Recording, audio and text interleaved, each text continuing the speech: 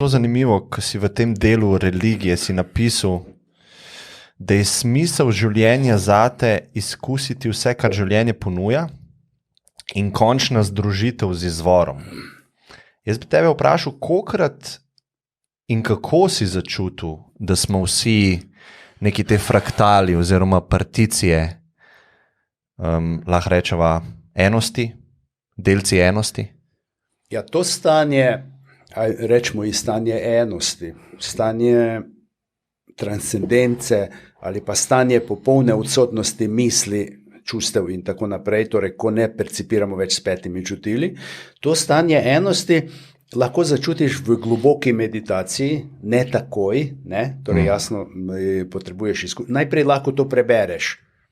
In prva faza je, preberem in jaz mislim, da vem, kaj je to. To je tisto, jaz mislim, da vem, potem pride faza, jaz nič ne vem, potem pride pa faza, zdaj sem pa dojel, kaj je to sem doživel, zdaj se pa spravi nazaj, pa upravljaj svoje dolžnosti. Ne? Tako kot rečejo Kitajci, preden se razsvetliš, sekaj drva, ko se razsvetliš, sekaj drva. Naprej, ja.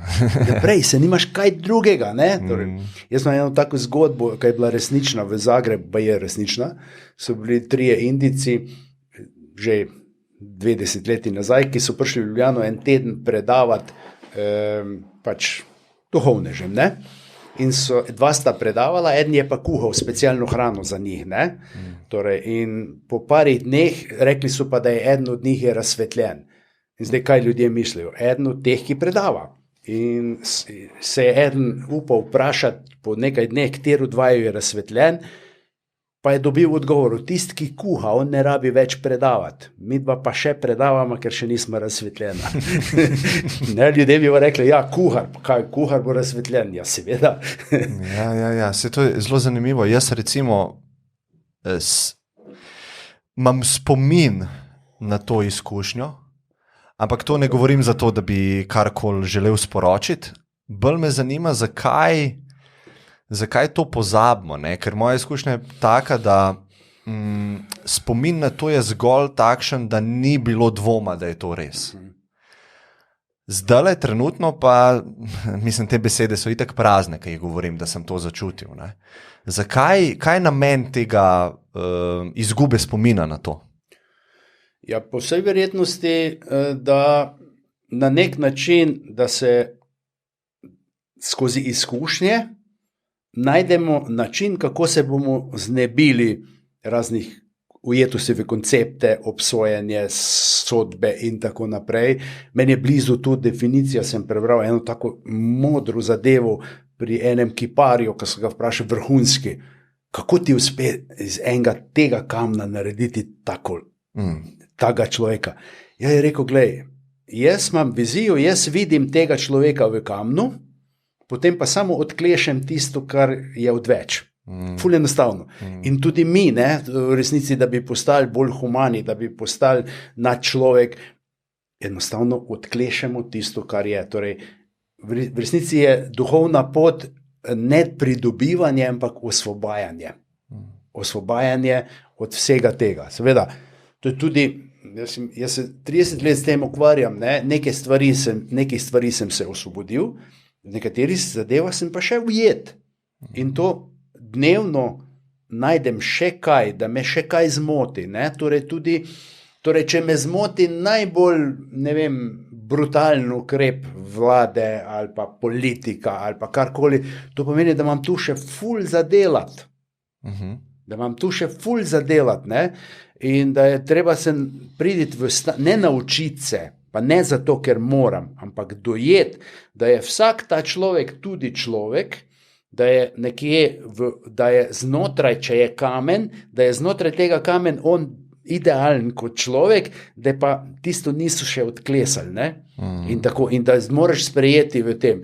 Jaz ne morem se spomniti imena enega grškega mistika, imam doma tekst o njem v srbščini, ki je rekel, da takrat zmoreš napredovati, ko v hudiču prepoznaš tisto božansko. Da je tudi on božanski, samo je drugi pol. Zdaj pa, kaj je hudič, kaj je pa angel, je odvisno od kulture, je odvisno od verskega prepričanja, je odvisno od tega, kako mi gledamo na to. In seveda, najmanj polovica ljudi bo reklo eno, druga polovica pa drugo. Ne? In je to zelo težko. Zaradi tega mi pravzaprav nimamo pravice soditi, ker ne vemo vsega, ne vidimo celote, nimamo ta meta pogled dovolj. Ampak gledam, ker sem pa jaz terapeut, gledam pa na to tudi drugače. Kadar sodim, proizvajam energije destruktivne, nizkih vibracij, ki prizadanejo mojo trebušno slinavko. To pa pomeni, da bom tudi zaradi tega, ker obsojam imel zdravstvene posledice. In zdaj, če ti gledamo trebušna slinavka, ki je zelo pomembna, ker proizvaja inzulin, ki je dobesedno prenaša sladkor iz krvi v celice, zelo poenostavljam. Torej, in kvarim ta sistem, pa če zraven tega jem vsak dan veliko sladkorja, pa sem užaljen, pa jezen še zraven tega, potem ustvarjam, to ni vzrok, ampak ustvarjam pogoje, da bo nekega dne trebušna slinavka rekla fuck off, ne grem se več. Pojdi na inzulin, mene ne boš več zajebaval. Zelo poenostavljeno. Ne? Torej je to, seveda, kako pa ljudje, če smo se vsega se tak ne moremo teh čustev, ampak obsojanje samo.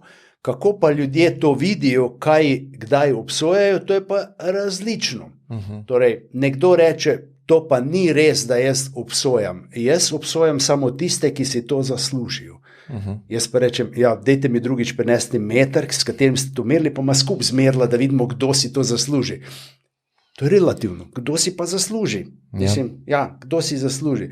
In zaradi tega sem jaz skoval eno tako, spet eno frazo, torej, tisto, o čemer misliš, kar obsojaš, proti čemu se boriš, to krepiš, ker mu namenjaš energijo. Torej, pozornost, energija sledi pozornost.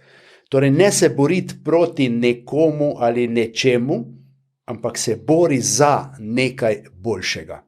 To je to. To je što z malimi otroci.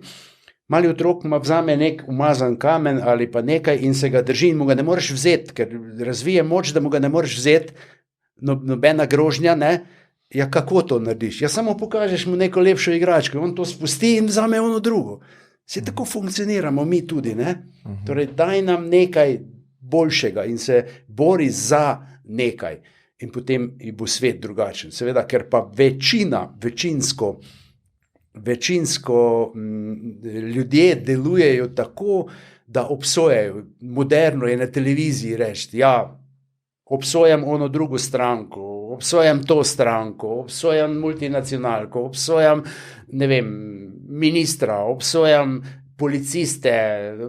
Ljudi, ki ne nosijo mask, ljudi, ki nosijo maske. Torej, če imam jaz v sebi vzorec, jaz temu rečem vzorec, to je program v podzavesti, to je algoritem, po katerem jaz, ali pa naložena aplikacija v podzavesti, po katerem jaz avtomatsko delujem. Vse obsojam, kar ni v skladu z mojim omejenim okvirjem, ki ga imam, in vse s tem okvirjem presojam okrog po družbi in vsak dan lahko obsojam. Eni ljudje so pa tolerantni, spoštljivi, sočutni, torej potrpežljivi, da lahko sprejmejo, da lahko potrpijo in tako naprej. Te so bolj blagi, ne? To so te take Jezusove vrednote. Ja, recimo lahko bi rekli, ne, Jezusove vrednote, ki so jih sicer pozneje tisti, ki tolmačijo njegove nauke, so pozabili neke stvari, ampak pustimo zdaj, to ni moje, da se borim proti temu, ne. Ja, jaz sem zadnjič na sprehodu, mi je prišla, veliko razmišljamo o razsvetljenju in vem, da to mi ne dela nobenih uslug, ne, to razmišljanje, ampak prišla mi je na pamet stavek, recimo, zdelo se mi je, da je resnica, pa me zanima, kaj ti misliš o tem. Nekako približ sem dobil, da razsvetljen postaneš takrat, ko verjameš, da so vsi ostali razsvetljeni razen tebe. Kako se ti zdi ta paradoks? Ker to je ravno, se mi zdi, da žebljica, mislim, ravno to, kar sva govorila, to je protistrup obsojanju, ne? Ja, lahko bi rekel, ta razsvetljenost, jaz bi to rekel, stopenjsko je. Torej, prva stopnja je tista, pa moram vic povedati, ker v vicih je modrosti neverjetno. Vic v Mujetu in Hasutu ima toliko modrosti, da bi lahko celo ezoterično knjigo napisal. To bi se mogoče prodajalo tudi. Ja, in so vprašali Mujeta, da ima preoske čevlje ga žuljo, zakaj jih ne zamenja, je rekel, da vi vidite zvečer, ko jaz to dam dol, to je razsvetlitev. Ja. In dejansko je to razsvetlitev.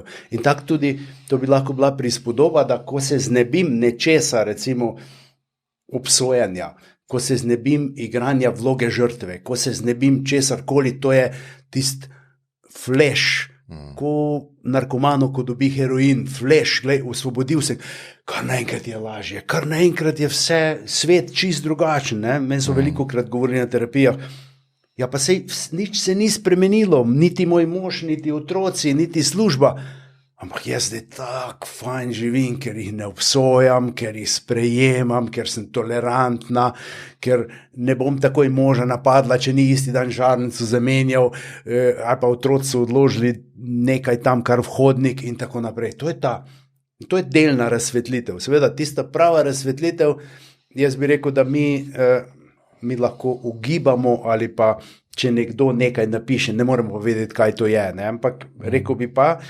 vsako spoznanje, ki je na višjem nadstropju, vsako spoznanje, ko padam bolj globoko v vse, da vidim celoto, bi lahko rekli, da je to delna razsvetlitev.